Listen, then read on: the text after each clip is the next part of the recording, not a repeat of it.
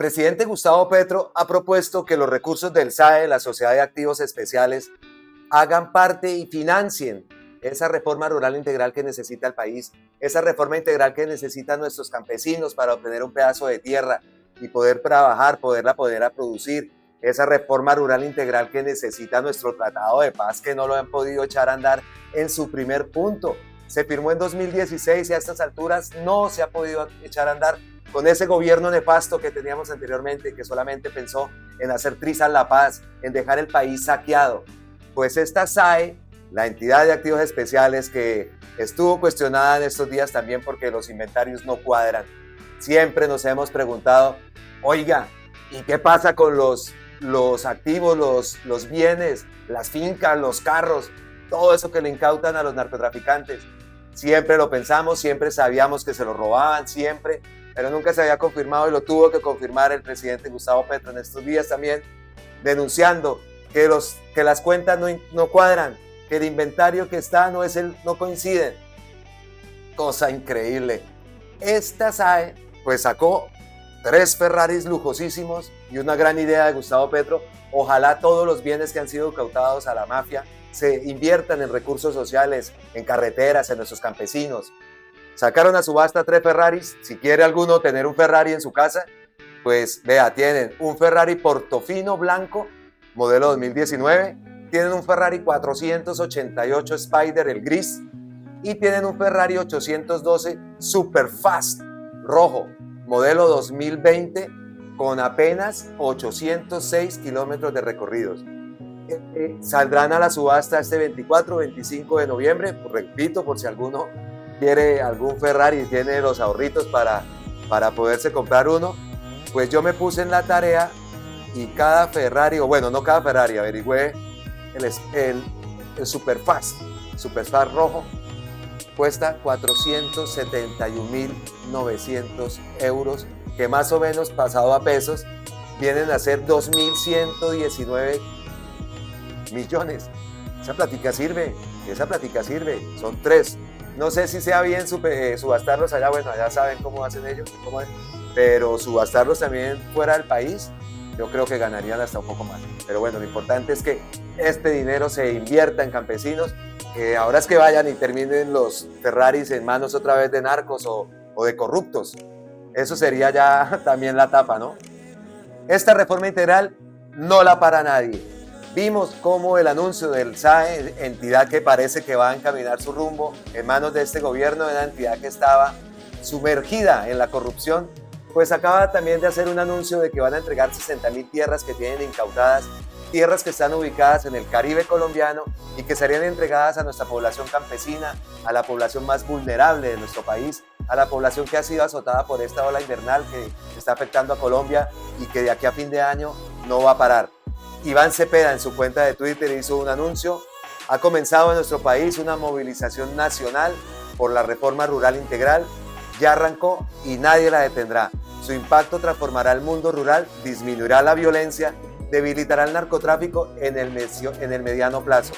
También dice que en reunión que sostuvo con los principales movimientos campesinos se acogió la idea del presidente Gustavo Petro de convocar lo antes posible, ojo a este dato, convocar lo antes posible la Convención Nacional Campesina para diseñar la estrategia unificada de participación en esta reforma rural integral y, por supuesto, la compra de tierras.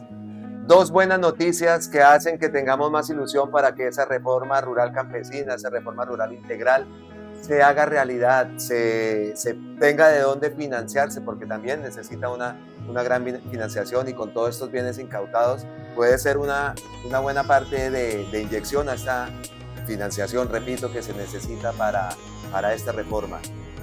Todo esto se suma a la lloratón uribista. Vimos cómo en estos días el Premio Nobel de Economía de 2001, Joseph Stiglitz, alabó la reforma de Gustavo Petro, alabó los impuestos que están incluidos en esta reforma. Esto se dio en Estados Unidos, donde José Antonio Ocampo, nuestro ministro de Hacienda, estaba presentando los alcances del proyecto de la reforma tributaria del gobierno de Gustavo Petro. Esto lo hizo en el Foro de Política de Sociedad Civil, Vientos del Cambio, el futuro de las reformas fiscales en Latinoamérica.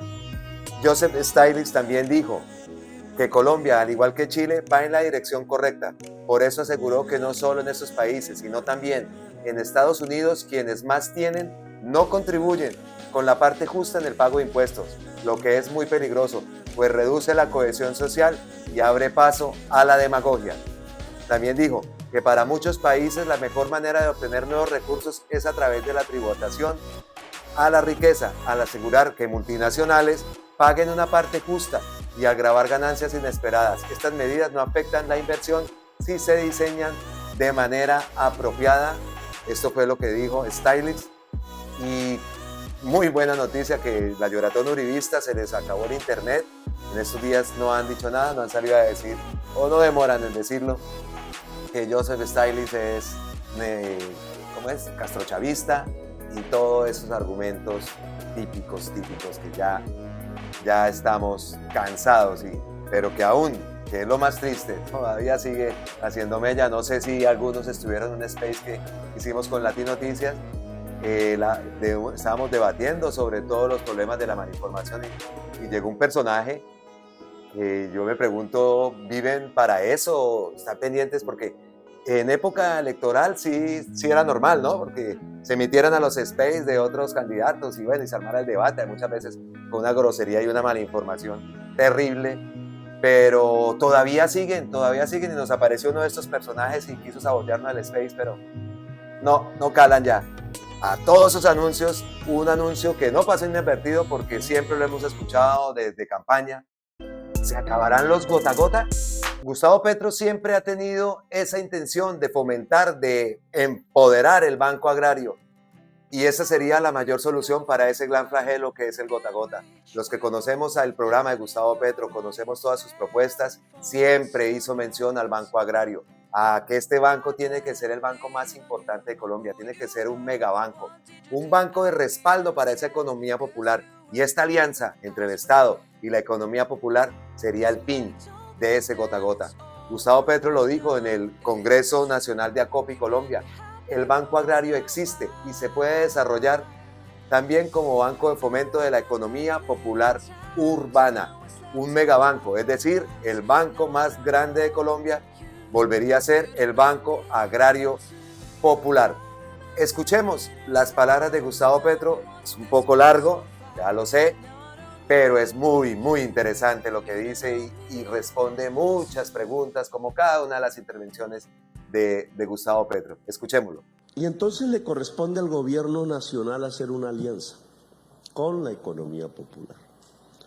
Miren ustedes que en los últimos días, todavía apenas si pasamos de 2 meses, en virtud de la historia misma del país, el gremio más de derechas del país, Fedegan, con todo el historial que hay alrededor del tema de la tierra fértil en Colombia, ha hecho un pacto con nosotros. Sacrificamos ¿qué? Pagar al precio comercial la tierra, que es un problema. Y quedan 3 millones de hectáreas. Una misión.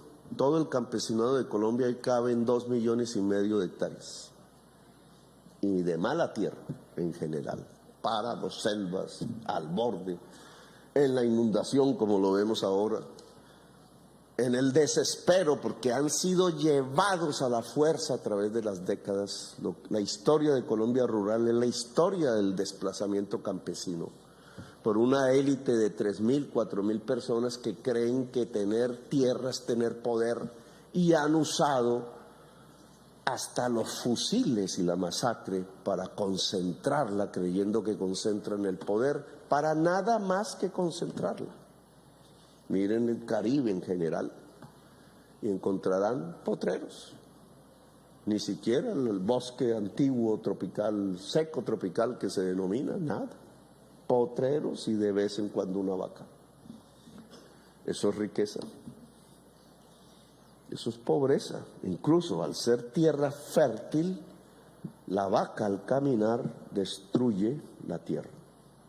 Es decir, es una economía depredadora, no productora.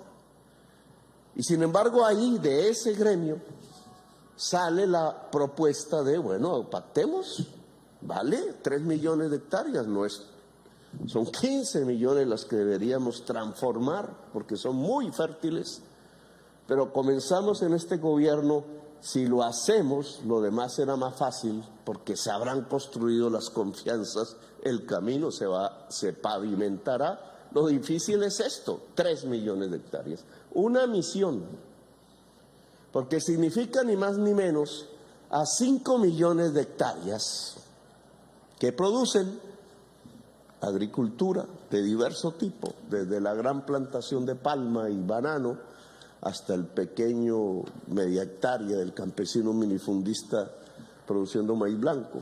Todas esas son 5 millones de hectáreas, incluido el café, incluida la caña panelera, etcétera. Le agregamos 3.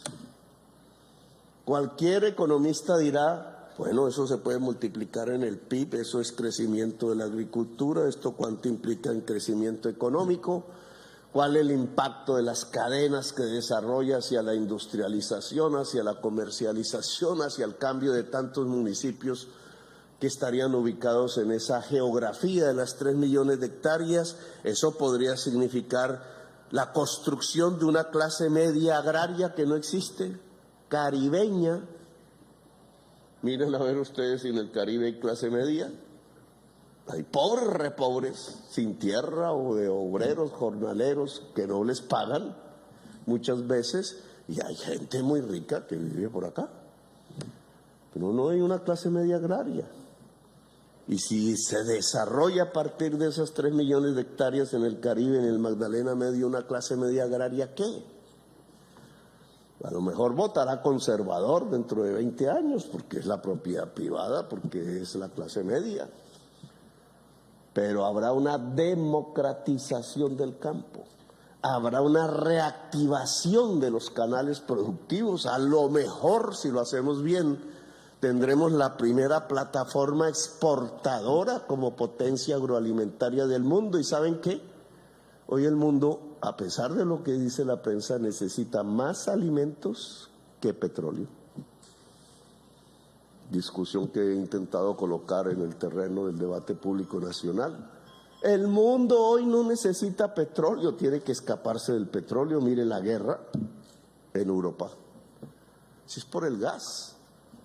La guerra de Europa es por el gas, por la incapacidad de la economía occidental de liberarse del gas. El debate político en Colombia es cómo el presidente le dice sí al gas, ¿cierto? Cómo el presidente le dice sí al petróleo. Pues yo les tendría que decir que todos los datos del mundo, todos, lo que indican es que Colombia tiene que decirle sí a la alimentación. Y este camino que empezó con un acto formal, 3 millones de hectáreas, marca una misión. Una misión. ¿Cuánto valen esas 3 millones de hectáreas? 30 billones de pesos, más que la reforma tributaria, al año. Más. Y si nos cobran a 20 millones la hectárea, vale 60. Vale la pena, dirá alguien inteligentemente, hacer un esfuerzo como sociedad vía Estado para comprarle a 3.000 personas una tierra improductiva hoy por una transferencia que es de riqueza que sale de la sociedad, porque el Estado no maneja sino el dinero de la sociedad, hacia estas personas por 60 billones de pesos o 30. Y yo diría, claro, cuestionable sí es, porque si compramos el avalúo catastral, eso vale 5. Claro, nadie nos va a vender al avalúo catastral. Y no vamos a desatar una guerra por la tierra de las tantas que ya hemos vivido. De guerra estamos hasta el cuello. Otra guerra. No, un pacto. El pacto vale. El pacto vale esa transferencia de riqueza. Pero un buen economista diría, bueno, si gastas esa riqueza en estas personas, que son 3.000, que vuelven su tierra cash, o títulos de deuda pública, depende de la discusión, vendibles en el mercado secundario, por tanto, vueltos cash.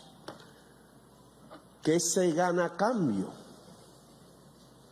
Y se gana a cambio el valor de la producción que puede haber sobre 3 millones de hectáreas. Es decir, casi duplicar el Producto Interno Agrario de Colombia. Se gana que 300.000 familias, ya no personas, no 3.000 personas, 300.000 familias, es más de 1 millón de personas, salgan de una pobreza absoluta hoy en los campos de Colombia y pasen a ser una clase media agraria productiva. Pasa que hay un multiplicador productivo y que no es solamente el valor de lo que se puede producir encima de esa tierra, sino lo que eso desencadena, porque entonces hay una compra de fertilizantes, hay una compra de camisas de la familia, de zapatos, de servicios, hay una compra de maquinaria, hay una compra de servicios públicos, etcétera. Hay un multiplicador productivo que termina siendo que la economía colombiana, de tener 3 millones de hectáreas hoy improductivas con una vaca paseando de vez en cuando, tendría una economía agraria con capacidad de alimentar a su población y de exportar. ¿Cuánto esas divisas? El resultado final es que no es caro, es que aprovechamos una oportunidad y nos lanzamos hacia la producción. Si yo en 3 millones hablo de 300.000 familias, estoy hablando de 10 hectáreas por familia. Si a eso le ponemos otra matemática, 20 millones de crédito, porque si no, ¿qué sacamos con la tierra pelada? Hay que producir. Supongamos 20 millones, que es poco. Esos son 6 billones de pesos de crédito anual, si el cultivo es transitorio, dependiendo. 6 billones del sistema financiero colombiano, que tiene que captarse, trasladarse en forma de crédito, quizás con tasas de interés, tema fundamental, baratas, para unas personas que nunca han recibido un crédito, o que si tuvieran que hacerlo hoy por hoy tendrían que ir al gota a gota, al 30%, 20%, hasta diario tienen que pagar. Y de pronto recibir un crédito, supongamos, con la tasa de interés del Banco de la República. Para ellos ese sería un crédito barato. Miren ustedes cómo en la economía popular la medida del Banco de la República se puede transformar en un hecho positivo. Pero implica un Estado. Implica que el Estado compre la tierra. Implica que consiga los recursos, implica que sus bancos den el crédito, implica acompañar esa producción para comprarla, implica transferir tecnologías, implica una actividad proactiva del Estado, es decir, un Estado que induzca el desarrollo, la producción. La riqueza está en la producción. Y por tanto aquí estaríamos en la pepa de la guama, como dicen en mi tierra, en la producción agraria que, si se asocia, da los primeros pasos hacia la industrialización. Este es un ejemplo, estoy hablando en perspectiva. Hasta ahora solo tenemos un papel firmado con el señor Laforí y con nosotros. Pero estoy hablando de la perspectiva que anuncia esa posibilidad.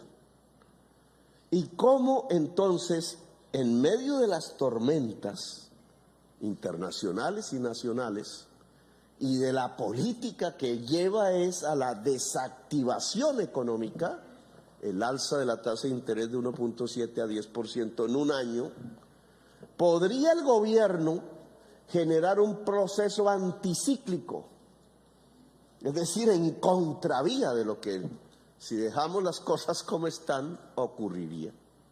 Un Estado activo. La señora Cabal dirá, no, es que eso es el comunismo, Petro. No, ese es el capitalismo. ¿Quién dijo que el capitalismo se hizo sin el Estado? El Estado es el que configura los mercados. El mercado no es una cosa abstracta, como los dioses o Dios en la religión. No es abstracto, es un hecho de la humanidad, es un producto de las sociedades. Y el Estado también. El Estado no es una cosa por allá, a la que ciertos religiosos politiqueros pondrían una vela, o ciertos socialistas del siglo XX, no. El Estado no es sino un producto de la gente. No es una abstracción, es concreto. Mercado y Estado son la misma cosa, emanaciones de la sociedad. Y por tanto, el mercado no se ha construido sin el Estado, sin el poder.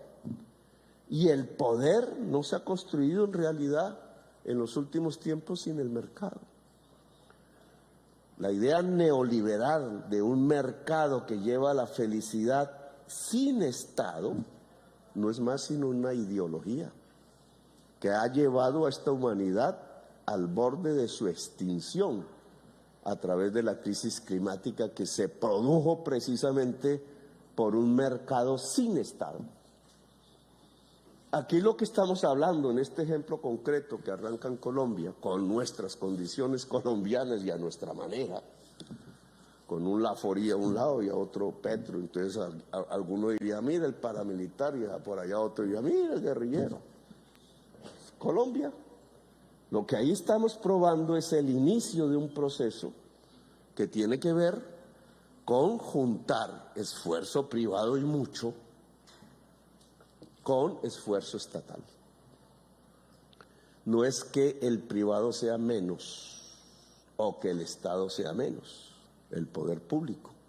No, es que pueden colaborar en un proceso en donde el objetivo, la misión, es meter 3 millones de hectáreas más a la frontera agraria colombiana para resolver problemas específicos, no solamente económicos, sino la paz.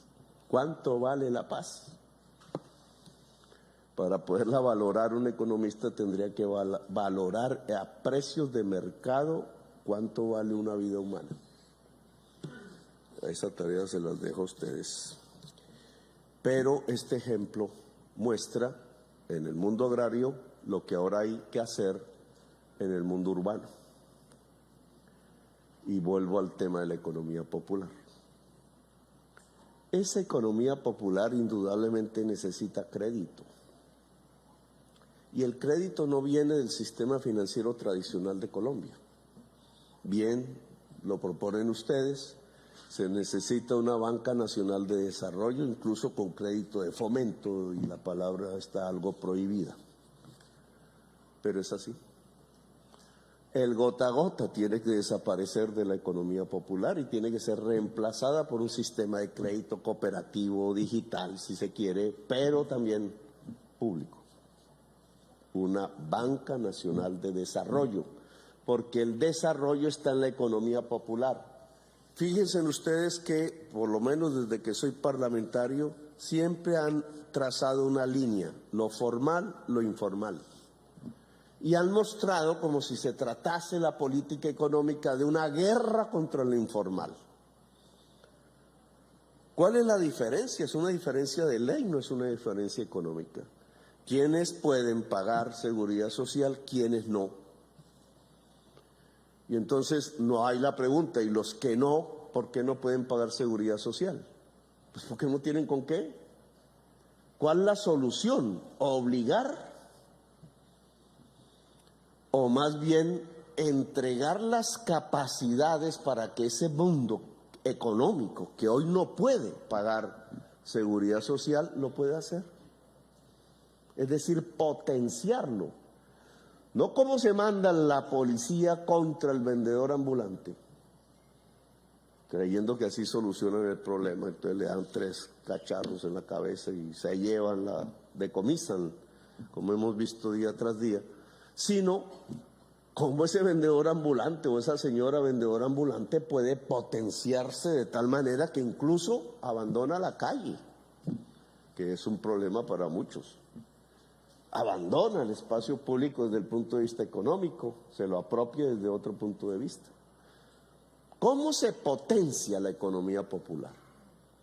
¿Cómo aún con las nubes, la tormenta, todo viniendo sobre nosotros en contra, el gobierno en una manera anticíclica puede potenciar la economía popular de Colombia y volverla el cojín de seguridad de la economía nacional? Pues indudablemente entregando crédito. La discusión que sobreviene es cómo los fondos de segundo piso que quedan del gobierno se pueden transformar todos en un banco de primer piso de desarrollo de la economía popular en Colombia. ¿Que no se puede? El Banco Agrario existe y se puede desarrollar también como banco de fomento de la economía popular urbana de Colombia. Un megabanco, es decir, el banco más grande de Colombia volvería a ser el Banco Agrario Popular. Eso es populismo, dirán. ¿Cómo va a sacrificar la politiquería? ¿Va a quebrar la banca como ya sucedió en el pasado? Sí, la politiquería quebró varios bancos y la mafia quebró también varios bancos privados en Colombia. Ni lo público ni lo privado son vacuna contra la corrupción, pero tampoco ni lo uno ni lo otro son sinónimos de la corrupción. Depende de los controles sociales. Pero nosotros sí estamos decididos a que la economía popular tenga crédito, que sería, a pesar de la subida de las tasas de interés del Banco de la República, más barato, porque esa economía popular o no ha recibido crédito, que es lo más caro, o ha recibido el gota a gota. O sea, abaratamos el crédito en la economía a pesar de una decisión macroeconómica contraria. ¿Y eso implica transferencias tecnológicas? Sí. ¿Eso implica una alfabetización digital? Sí. ¿Eso implica asociatividad como una forma de empoderamiento? Sí. El llanero solitario en el mundo de la economía popular no va sino hacia su sacrificio. Solo la asociatividad libre es la que permite defenderse. Y el Estado, el gobierno debe estar para ayudar a esa asociatividad. Si esa asociatividad es la que disminuye el riesgo del crédito, mejor. El crédito asociativo puede ser una solución para la economía popular. Que las compras del Estado que se ha hecho, ayer hacía una referencia a esto, y entonces algunos medios quisieron armarme una pelea con el ministro Campo, que ni mencioné, en su afán premeditado por ver cómo pierde popularidad el gobierno, entonces se creen sus propias mentiras, oiga. Las construyen, las echan a volar y empiezan a hablar de ellas y de ellas como si fuese una realidad en vez de ir a la fuente. La fuente es lo que estoy diciendo. La normatividad, por ejemplo, de las compras estatales, que se ha construido durante décadas a través de decretos, leyes, etcétera, han construido instituciones como Colombia Eficiente, el INVIMA y otras, no es para ustedes. Se ha hecho de tal manera que ustedes salgan. Se ha hecho es para que grandes pulpos de la contratación se queden con el gasto público. Pulpos de la contratación que también son pulpos de la corrupción. Entonces miren las compras de comida para la niñez en el colegio, PAE, o miren las compras de la niñez por fuera del colegio, ICBF. Grandes compras, son billones de pesos. Todos los años, ¿a quién compran? ¿A ustedes? ¿O a unos señores X? No voy a mencionar nombres, que se pueden ganar las licitaciones y las subastas porque es que las normas se hicieron para que ellos se los ganen. Y si ustedes entran a competir, pues el llanero solitario caminando hacia su extinción porque no la ganan. Y no la ganan porque entonces el INVIMA le dice, ¿y dónde está el certificado de sanidad de no sé qué cosas? Y entonces la DIAN les dice, ¿y dónde está la facturación electrónica? Y un campesino que cultiva maíz ¿Estará haciendo facturación electrónica? No, le están diciendo que no en la cara, a pesar de que cultiva el maíz y que el maíz serviría para alimentar a los niños y que ese es el objetivo de la compra estatal, alimentar al niño y de paso ayudar al campesino, que es el más débil. Pero no, las normas hechas a través de la década terminan beneficiando a un señor como Emilio Tapia, solo por ponerlo de ejemplo y que me disculpe él. Claro, hay gente astuta que entonces sabe cómo moverse ahí, y se las sabe todas, el vivo, y se vuelven ricos, y a veces terminan en la cárcel, y se asocian con el senador, y el senador entonces hace la gestión, dicen, yo hago la gestión, y la gestión es entregarle el contrato. Pero ¿y dónde queda la economía popular? Y la gente que hace panela, por ejemplo. Y el lechero pequeño que está en todos los rincones de la economía andina, incluso no andina. ¿Y dónde queda la señora que hace la miel? ¿Y dónde queda el campesino que siembra el maíz? ¿Y el que siembra el frijol para dónde? Cojan ustedes un kit de alimentación del ICBF y solo calculen el porcentaje de bienes importados que tiene. No, lenteja, sí, pero la lenteja no la hacemos nosotros. Frijol, pero no lo hacemos nosotros. Arroz, no lo hacemos nosotros. Fíjense, la leche ultraprocesada, la leche ultrapasteurizada, el empaque vale más que la leche. Y eso es lo que compran. Claro, ahí se benefician unos, los grandes importadores de granos, seguro, y los ultraprocesadores de leche, seguro. Y el que mete todo eso en una cajita, ese es el que más se gana, ese es el contratista. Porque nadie hace leche y maíz y todo al mismo tiempo. El que mete todo eso en la caja, y entonces la licitación está hecha para comprar kits de alimentación. Resulta que ninguno de ustedes hace kit de alimentación. Si acaso hace un producto del kit. Y entonces, ¿quién se gana las licitaciones? El corrupto. Porque la trampa está en el kit. En la palabra kit, que ni en español es, o sea, el combo diríamos nosotros. Si encomba la comida, se gana la licitación. Claro, son grandes espacios donde se encomba la comida y se gana la licitación y vende una comida mucho más allá de lo que vale. Y el Estado paga.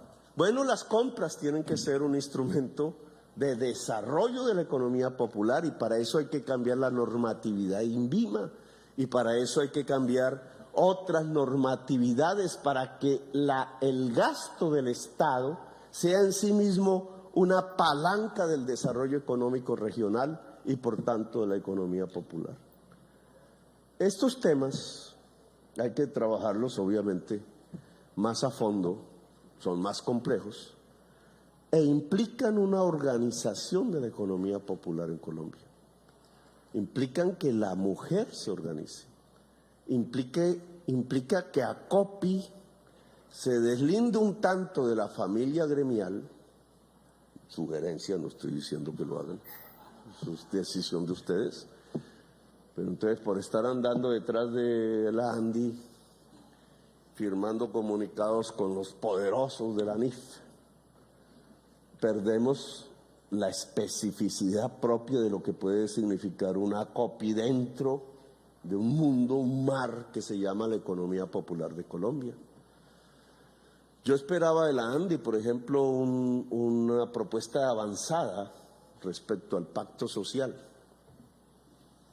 Y en cambio no esperaba nada de Fedegan, por razones históricas. Resulta que el que dio el paso de avanzada fue Fedegan y el que dio el paso atrás fue la ANDI. No nos cobren impuestos, y entonces ¿cómo se hace un pacto social? ¿Cómo es el pacto social? ¿Que los pobres se financien con los pobres? ¿Que en un país tan desigual los que más tienen no aporten? Entonces, ¿cómo es el pacto? ¿Cómo es la paz entonces? La paz es que el pobre se arrodille y diga, oiga, señor, vuélvame esclavo. ¿O la paz es que no hay esclavitud? Y si no hay esclavitud es que esa persona sea libre, y para ser libre No solamente no hay que tener cadenas materiales, sino que no hay cadenas inmateriales, que son las peores: la ignorancia, la falta de salud, la falta de oportunidades, el no tener perspectiva. Todas esas son las nuevas formas de la esclavitud. Cuando una mujer acepta el trabajo sexual, por ejemplo, en Colombia, ¿no la han convertido en esclava? La han convertido en esclava. ¿Y es que es porque ella ha querido? Jamás. Es porque tiene un niño y porque cuando sale todos los días a la calle no hay oportunidad diferente.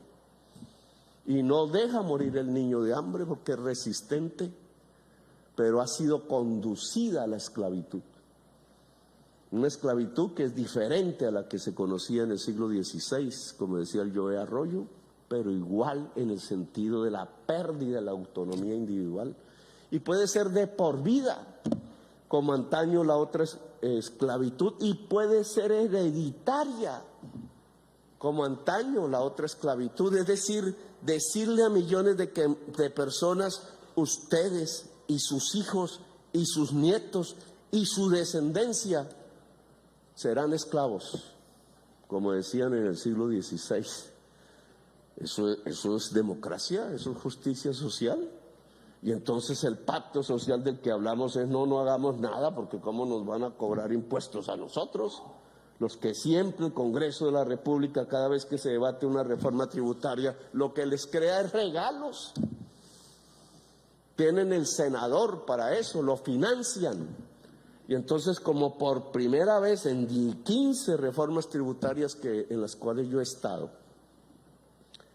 ahora son ellos los que tienen que pagar, porque les quitamos los privilegios tributarios parcialmente. Ni siquiera, a mí me hubiera gustado más, porque ¿por qué no puede haber igualdad? O sea, porque ustedes sí tienen que pagar los impuestos que dice la ley y el otro tiene un poco de gabelas, de que no sé qué, que si sé cuándo, de laberintos? Como tiene el poder, además tiene el contador que se las sabe todas, que además ha trabajado antes en la DIAN y se las sabe más todas. Le paga su millonada, pero el tipo no paga impuestos. El banquero de Colombia paga menos impuestos de sus ingresos personales que la secretaria de su despacho. Y así no se puede hacer la paz. El pacto social consiste en que las cosas son diferentes. El que más tiene, más paga. Ustedes plantean disminuir impuestos para ustedes. Yo les entiendo el punto. Hay una contra, y es la fragmentación de grandes empresas para eludir el impuesto. Pero digamos, en la perspectiva en la que vamos, ustedes van ganando, porque el más grande paga menos impuestos que ustedes. Vamos a suponer que son ambos confeccionistas. En general, el más grande confeccionista es un importador de confecciones de China. Pero bueno, no nos metamos en esa hondura. Y el pequeño confeccionista, la señora generalmente, cuando se mira qué paga de impuestos la señora y el grande paga menos impuestos por ingreso que la señora. Esta reforma tributaria tiende a igualar las cosas, a mejorar, no voy a decir que las logra, a disminuir esa desigualdad inversa. Es decir, a permitir que la señora por lo menos vea que ese gran importador que le quita el mercado, además, está pagando al menos los mismos impuestos que a ella le toca pagar, que es un tema de justicia tributaria. Hemos logrado disminuir, hasta la fecha, no hay que mirar porque estamos en proceso, el sistema simplificado, que tiene que ver precisamente con la economía popular. Pero en esto lo que yo les propongo, y me he extendido bastante, es en construir la alianza entre el Estado y la economía popular, que no es lo mismo entre el Estado y la gran banca privada de Colombia. Lo que ha habido en Colombia es una alianza entre el Estado, los grandes terratenientes improductivos del país, que han puesto presidentes, y la banca privada de Colombia. Ahora lo que yo les propongo es construir una alianza fundamental entre el Estado y la economía popular de Colombia, con un objetivo: fortalecerla, para que sea la palanca verdadera del desarrollo agrario e industrial de Colombia, que son los núcleos fundamentales de la generación de la riqueza. Ya después preguntamos cómo se distribuye y todo eso, pero si no generamos riqueza, no tenemos la materia prima de la solución de nuestros problemas. Y la riqueza está en el trabajo, está en la producción, y la producción en Colombia está en la economía popular, agraria y urbana. Y ustedes son una parte, indudablemente, pero que podrían jalonar este proceso de alianza que les propongo. Es la manera, ojalá esté en lo cierto, de capear el temporal que se nos viene encima, no solamente en términos de lluvias, sino en términos de recesión, hambre y crisis económica. Gracias por haberme escuchado, muy amable. Como siempre, una maravillosa intervención de Gustavo Petro, lo pone a uno a reflexionar bastante lo que dice, cosas muy ciertas como siempre, pero rescato una de ellas donde invita a los, porque esta intervención se dio en la ciudad de Barranquilla, en el Hotel Dan, era la inauguración del 67º Congreso Nacional de ACOPI y MyPAMS Colombia. Los invita a todos a que se asocien, a que utilicen estrategias ahora para combatir a esos grandes, porque siempre han estado ahí y nadie los ha mirado, y ellos siempre terminan muchas veces apoyando a sociedades, asociaciones que nunca los han respaldado. Rescatamos esta frase: el llanero solitario en la economía popular no va sino hacia su sacrificio. Solo la asociatividad libre que permite defenderse, y el Estado, el gobierno, debe estar ahí para ayudar a esa asociatividad. Juntos somos más fuertes. Amigas y amigos, un feliz fin de semana. Sé que en Colombia este fin de semana es puente, el Día de la Raza. Nosotros aquí en España lo celebramos el miércoles, aquí lo llaman el Día de la Hispanidad. Entonces, un feliz puente, un abrazotote ancestral desde la distancia, como siempre. Gracias, gracias, gracias. Hasta la próxima. Y recuerden, esta es Colombia con C de cambio.